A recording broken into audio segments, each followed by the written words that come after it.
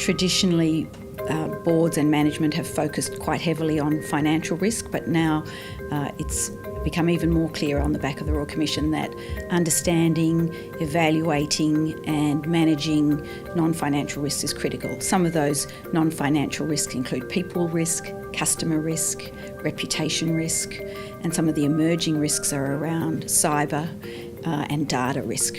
The risk function in the past has been a secondary process. You'd make decisions and then you get risk approval.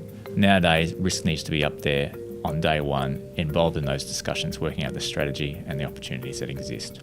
What it really comes down to is ownership of all of the risk by the business that's actually making the money. And I think that's critical in terms of accountability. It ensures or minimises the risk that things fall through the gaps.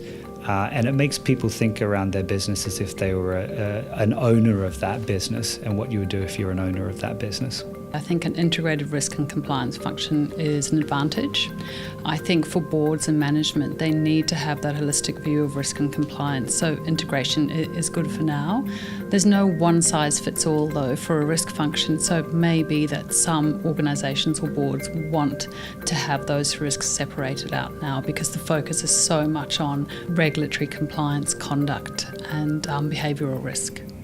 I think it's important that a Chief Risk Officer or risk management group works with the Head of Human Capital or HR, and that's around training, around inducting people, around articulating how we should conduct ourselves in business, and it's a partnership that is integral within all companies. We talk about financial risks and non-financial risks. Non-financial risks, I think ultimately will turn into a financial exposure. If you haven't got your key risk indicators in place, then something's going to sneak up on you that you aren't aware of.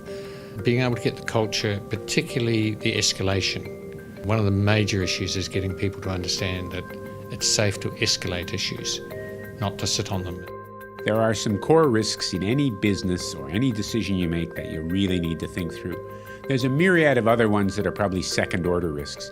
If you spend all your time focusing on everything that can go wrong, right, you won't do stuff.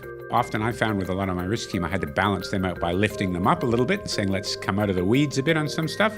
On the flip side, often with people who are in the front line, got a great new business idea, you often have to bring them a little bit back down to earth and say, actually, we do need to look at these risks. This is, potentially a real problem.